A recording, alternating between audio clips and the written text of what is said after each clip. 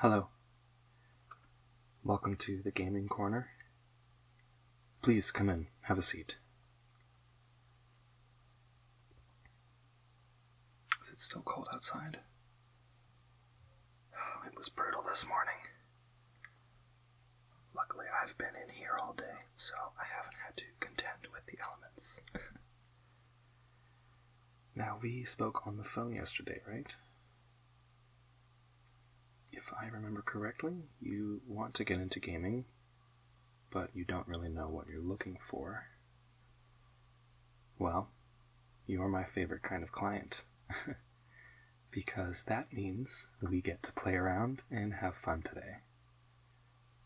Here at the Gaming Corner, we are dedicated to providing an unforgettable learning experience to fledgling gamers and veterans alike. In our free consultation today, I'll be gauging your taste in entertainment, and then we'll move on to our testing room, where we have a comprehensive library of games for you to try out. By the end of the day, I promise you'll have found at least one title that you'll love. Okay, now the first thing I need to do is just gather some basic information about you for my records. Don't worry, it's just some demographic info. But first, would you care for something to drink or a snack? We have a fully stocked cafe down the hall, and I can have whatever you'd like brought here to the office for you. Personally, I'm going to have a coffee with cream and sugar. Well, it's truly whatever you'd like. We have a gourmet coffee and tea bar with any flavor you could want. I can offer you a soft beverage, including house-made agua fresca, or if you'd prefer, we have a wide selection of domestic and imported beer. Ooh, that sounds delicious. Just give me a moment, I'll send that order over.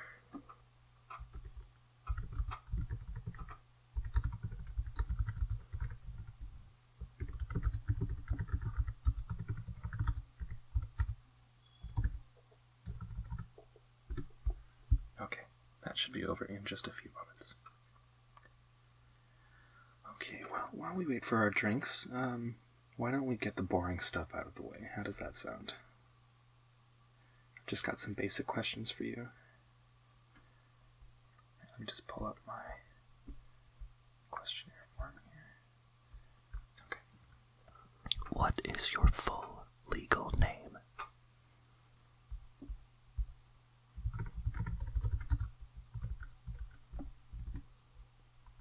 What is your occupation? Just a 1 or 2 word description is fine. Okay. How long have you been at that job?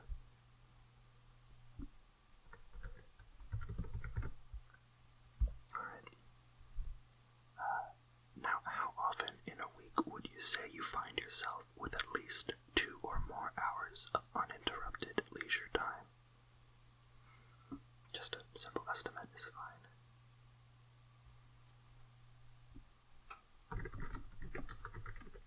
Okay, well, you're lucky. Okay, on a scale of 1 to 10, how familiar are you with video games, with 1 being totally unfamiliar?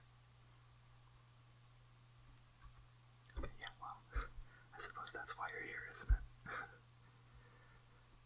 Okay, next, do you live alone? Okay, and finally, if you could just describe your top 3 favorite book or movie genres. You know, like romance, action, sci-fi, that sort of thing.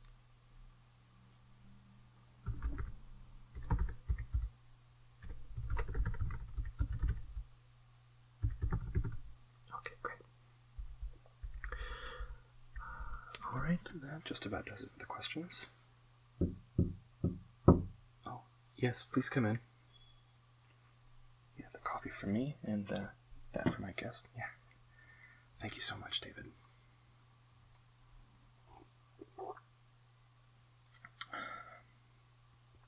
Okay. Now, before we move into our testing room, I'd like you to just tell me a little bit about why you decided to come to this consultation today.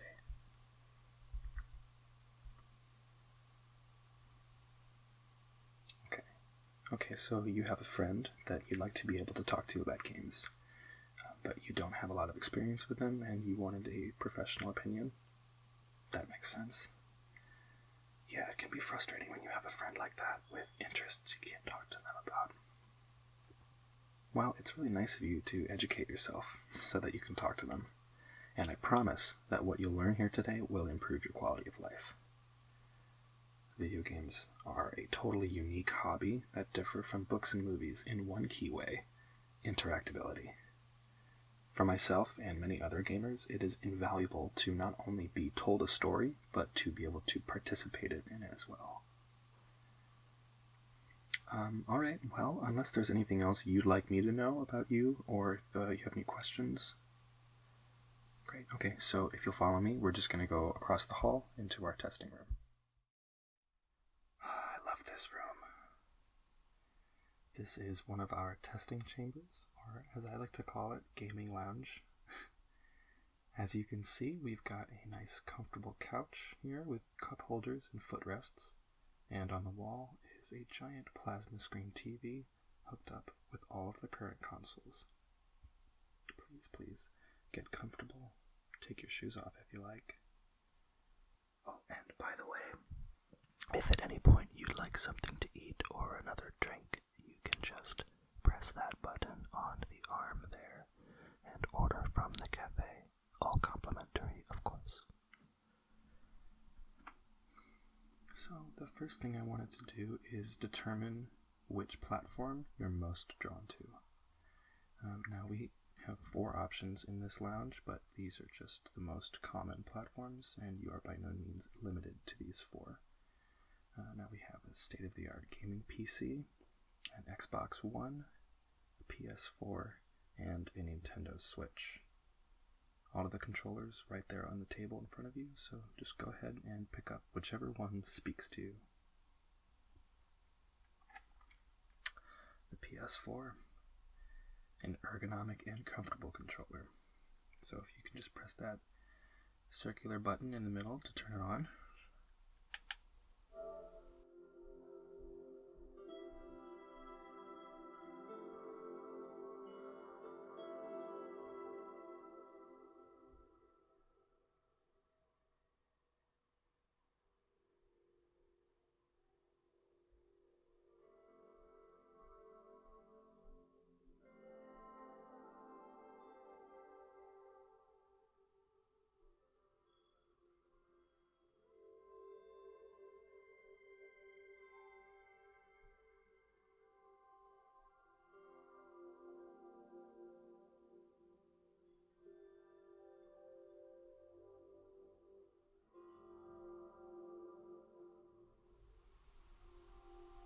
It's got a beautiful menu, wouldn't you say? Now I've selected 3 games for you to take a look at, based on what you've told me about yourself. The first I'd like to show you is called The Witcher 3. You've probably heard people talking about this one. It's definitely one of the biggest games of the last decade, and it did have that Netflix show that just came out a couple months ago, which, by the way, if you haven't seen it, I would recommend it. Now this is the 3rd installment in this series, but for most people, including myself, this is the first one that I played. And you absolutely don't need experience with the others to appreciate this one. It's an open world game with light RPG elements, which basically just means that there's a little bit of math involved. So basically this one is about a freelancing monster hunter in a dark fantasy setting. Think Game of Thrones. His name is Geralt of Rivia. He is a witcher, the witcher, if you will. And in this universe, witchers are basically genetically augmented monster slayers. And he just kind of wanders the country looking for people to help that will pay him to kill any number of high fantasy monsters. You've got your griffins, you've got your dragons, you've got your zombies, you have ghosts, and everything in between. And what I think is really interesting about this game is in most games in this sort of setting, it's very much the quest of the game is save the world. You know, like there's evil magician, or there's a dragon lord that wants to destroy the world, and it's up to you as the player to save the world. And what this game does sort of differently is so the Witcher is actually based on a series of Polish short stories, and it's a constant in those stories that the Witchers, as a group, are sort of neutral to the world. They don't really get involved in politics. They don't really deal with the large-scale wars or anything like that. They just kind of do their own thing. And there is a huge war happening in Witcher 3. But what's interesting is that you don't really partake in it. It sort of just happens around you, but you're not really involved unless you want to be. In this game, you're searching for your adoptive daughter, and that's pretty much it. There's a lot more to it. Obviously, it's quite an expansive story, but for the most part, you're just looking for your daughter. The gameplay in this game is a mixture of swordplay and magic. So you have your two swords on his back there. You've got a steel sword for human enemies and a silver sword for monsters. And you hack and slash, and you dodge, and you block, and then you've got some spells you can use. And there's all sorts of power-ups you can use. There's potions you have. You've got a selection of bombs you can throw. But it's generally very open-ended combat. You can kind of approach it however you'd like. So you're not forced into one particular path. And like I said, this is an open-world game, and these are really there's a sense of freedom in these games that other genres don't have. In most games, you boot it up one day and you are about to fight a boss.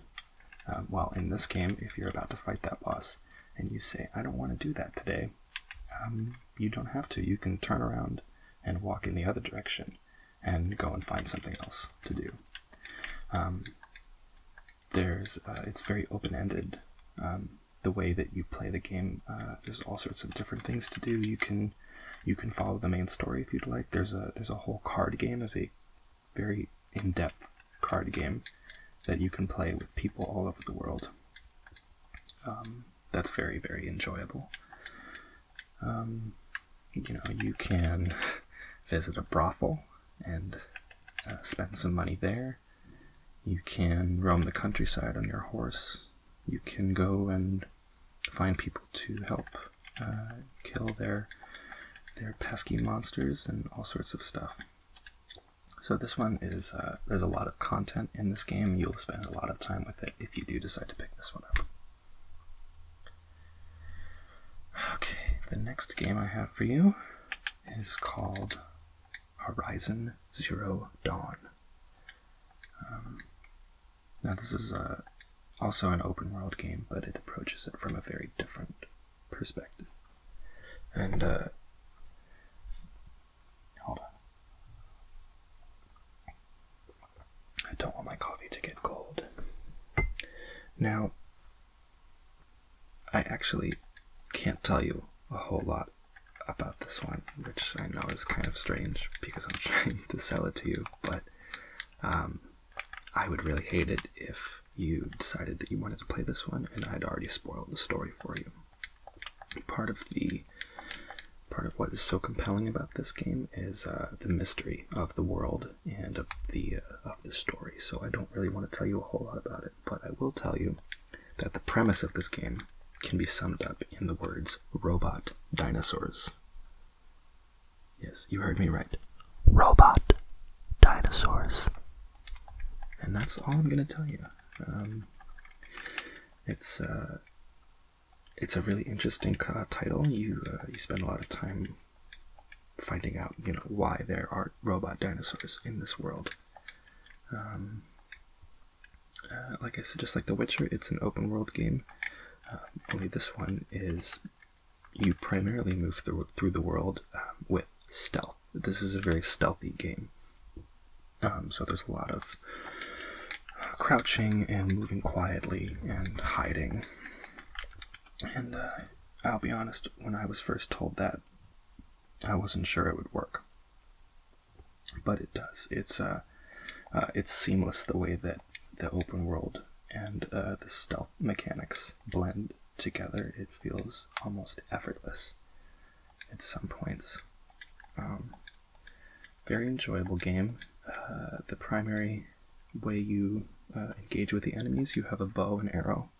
And you've got all sorts of different kinds of ranged weapons as well. But so it is a little aim heavy. If you're not familiar with using a controller with joysticks, this might not be the best first title for you, but it certainly is doable if you're interested. I wouldn't say that if you're a bad aimer, it will detract from your experience. But it is sort of the bread and butter of this game is being able to aim. So yeah, like I said, I can't tell you a whole lot about this one, but this comes with my personal recommendation. It's really, really, really good. So I would highly recommend that you check this one out. And then I have one more here. I've got Resident Evil 2. Now this one is very different than the other two I've shown you. This is a horror game. It's about zombies. This is actually a remake of a very old game, Resident Evil 2, with updated graphics, and it's fully voice acted. There's a lot of new features that the other one didn't have. But basically this is a horror game where you have to contend with the zombies. You play as a police officer named Leon, or a young girl named Claire. You get to choose one of them to play the game as. And you arrive in Raccoon City, where there is an outbreak of the undead, and you basically have to survive and escape. So it's very suspense heavy. There's a lot of moments of high tension. I would say that this is the most stressful game of the three, but it's still very enjoyable. There's a lot of puzzle solving. This falls into a category of games called survival horror, which basically means that one of the primary challenges you'll face is resource management. So you might be running low on ammunition for your gun, and you have to decide whether to shoot a zombie or simply avoid it. There are a limited number of healing items in the game, so you have to make sure that you use them wisely. And of course there are different difficulties, so you can play on the easy difficulty and not really have to worry about that kind of thing. Yeah, this is a classic. Resident Evil is a well-loved franchise in the gaming community, and I think that if you're into that kind of genre of horror and suspense, then you will really enjoy this one. Okay, well, those are the games that I'd selected for the PS4. Now, at the end of our consultation today, you will be allowed to stay in this lounge as long as you'd like and browse our full library and play whichever games you would like.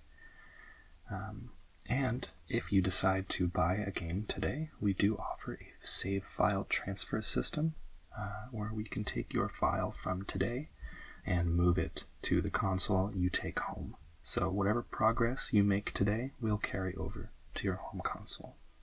Sound good? Great. Okay, well, based on your reactions to those games, I'd like to show you the Nintendo Switch next. This is probably the most advanced console out there right now. Nintendo has always been known for family-friendly consoles and games, and this is just the next step in that. So, as you can see, the Nintendo Switch is actually this little tablet, and it's got these little controllers on the side here, and you can play this as it is, as a portable console, or it also comes with a Loda charging dock that you can slide the little tablet into it, and then you can project it onto a TV through HDMI. So it's very versatile. You can use it for gaming on the TV, or you can take it on a trip with you. I like to play it on the subway, so I don't have to look at anyone. But it's very very versatile console. And like I said, Nintendo is known for kid-friendly and family-friendly titles that are also enjoyed by adults. So you've got your Mario, you've got your Zelda, and there are other titles as well, maybe more mature titles if you're into that, but this is a very, very safe option if you've got little ones running around. And something that I've always respected about Nintendo is that they have proven time again that games don't need to be challenging to be fun. You can play something that's super easy to pick up and just go with, and you can enjoy your day without any challenge.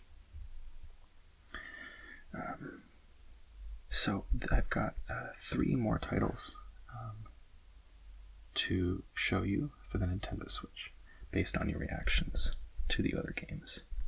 The first one is The Legend of Zelda: Breath of the Wild. This is one of my favorite games, personally. Now, I don't know how familiar you are with the Legend of Zelda series. They've been around for a long time. You can find them sometimes in arcades.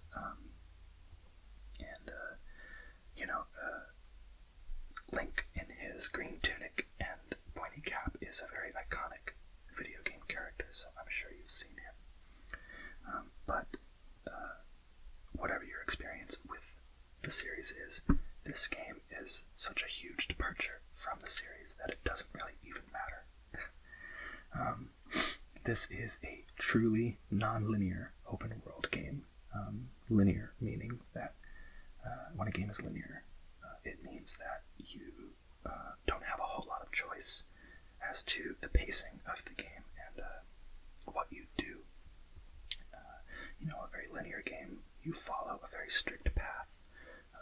You do the story, and you can't really do a whole lot outside of that. This game is very, very non-linear. Pretty much from the get-go, you can go wherever you want. You don't have to do the main story if you don't want to. You can go and explore.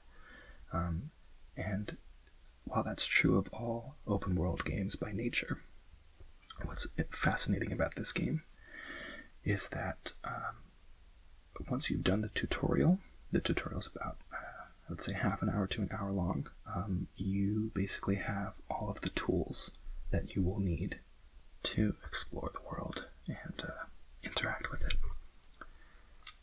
So this one is very centered on what you want to do.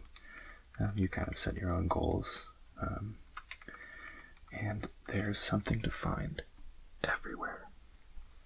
No matter where you go, there's always going to be something to find, whether it's a beautiful mountain vista or a gorgeous ocean view, or sometimes a power-up.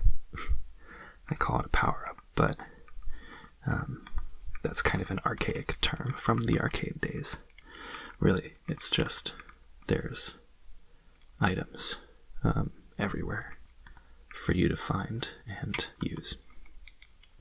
So this one is definitely one of my favorites out of all the games I'm going to show you today, and I really think that everyone can enjoy this title. Alright, now the next one I'd like to show you is this game. It's called Fire Emblem Three Houses. Now this is another very long-running series, Fire Emblem. It's a tactical RPG game, which basically means it's like a board game on your TV. It plays out sort of like chess or checkers. You know, it's a grid that you move your characters around on, and you can engage your enemies with swords, axes, bows, magic, that sort of thing. The RPG is quite prominent in this game. You have your characters basically live and die by their stats. So you have strength, magic, dexterity, speed, that sort of thing. Your characters level up, they get stronger. There's a wide variety of classes for you to choose from, such as archer, mage, cavalier, a soldier on a horse, that sort of thing. And what's really unique and compelling about the Fire Emblem series is that rather than having just standard units like a soldier, everyone is a character, a unique character. In this one particularly, you play as a mercenary who has gotten a teaching job at a military academy, and you basically get to choose what class you teach. So there's 3 groups of students, and you choose whichever one you like the most, and guide them as you teach them to be military officers. And of course, things get complicated, because if they didn't, it wouldn't be interesting. But the characters have always been a staple of this series. You really, really fall in love with them. And in this particular title, they are just so well written. They're complicated, nuanced people who have hopes and dreams and fears, and it's really just you fall in love with them. The story in this game is gripping, very, very well thought out and planned, and depending on which class you choose, the story plays out in very different ways. So this game has a lot of replay value, which is a term that we use basically just to mean that you can play the game again, make different choices, and you'll have a different experience. Whereas a game that's more linear, you can play it as many times as you like, but it'll always be the same. With this one, not the case. This is actually maybe the newest title out of the ones I'm showing you that came out last year, and I'm still playing it. I love this game. Not for everyone, definitely the tactical side of it is a little less inviting than maybe the open world games, but this is a excellent game. And finally, for my last game to show you on the Switch, I have a game called Stardew Valley. Stardew Valley. This is actually not this is actually not originally a Switch game. It was originally a PC game, but the port for the Switch is my favorite way of playing it. So this is a very, very different game than all the others I've shown you. It's a farm simulator, and I promise you it's not what you think. The premise of this game is essentially your self-created character is living in a big city, working for basically the equivalent of Amazon or Apple or Coca-Cola, just a really big corporation. And your character is just fed up with the daily grind of their life. And their grandfather writes them a letter. He is passed away, and he is he's entrusting you with the deed to a farm property out in the middle of nowhere. It's actually not nowhere, it's, if you can guess, it's called Stardew Valley. I know, who would have thought? But so your character decides to drop everything and move to this tiny little village and become a farmer. So you, and that's the story. That's basically it. It's a very slow-paced game. You can play it at your own speed, however you'd like. You can grow crops, raise animals, meet the townsfolk, explore the mines, and so much more. This is a super relaxing game, very wholesome. I would go so far as to call it meditative. It's very, you can just kind of zone out and fish all day. There's no right or wrong way to play this game, which is why I love it. Just very wholesome, very centered on what you would like to do. One interesting thing about this game is that it was created by one dude. That's right, the entire game was conceived, coded, and written by one guy. And as you can imagine, he is now very well off because this game was a huge hit. But this is unique. This is the only indie game that I'm showing you today. And basically what indie means is it stands for independent, just to set it apart from what we would call AAA titles, like the other games that I'm showing you. Nintendo is a AAA developer. Capcom is a AAA developer, but this game, being created by one guy, is very unified in its vision. Everything seems to blend together very well because it was all created with one singular vision. So this is also the cheapest option that I'm showing you. I believe $15 to buy this game, and I would highly, highly recommend this one. Alright, well, those are my selections for the Switch. This console also features a very wide selection of games on its virtual shop, so you can spend hours browsing the games and find one that perfectly fits your tastes.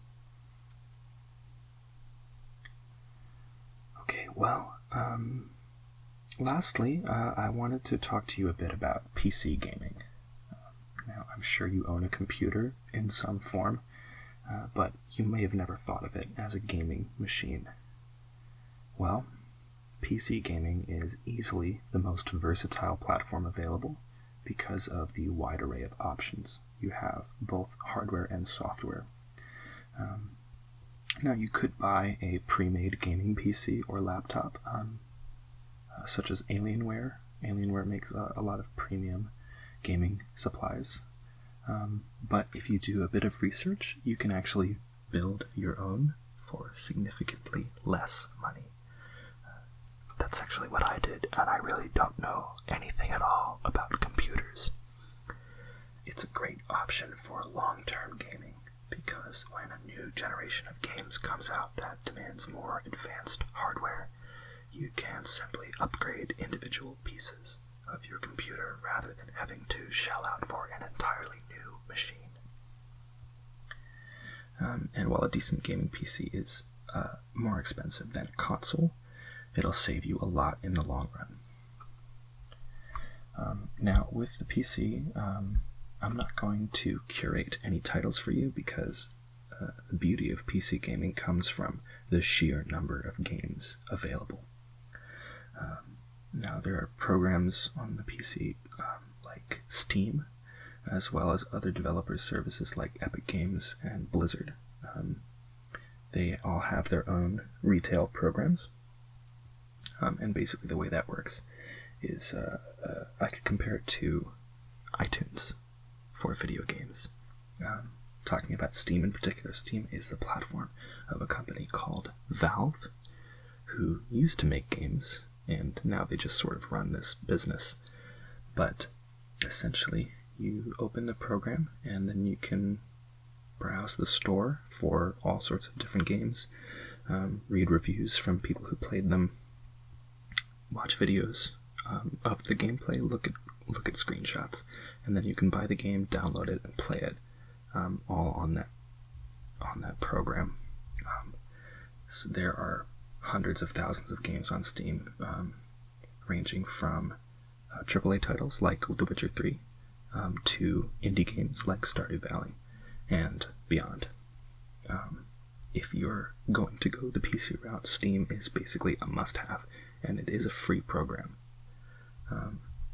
And additionally, there are many websites out there dedicated to reviewing games, and like I said, Steam also has a review system for players to submit their opinions, so it is rather easy to find the perfect game suited just for you.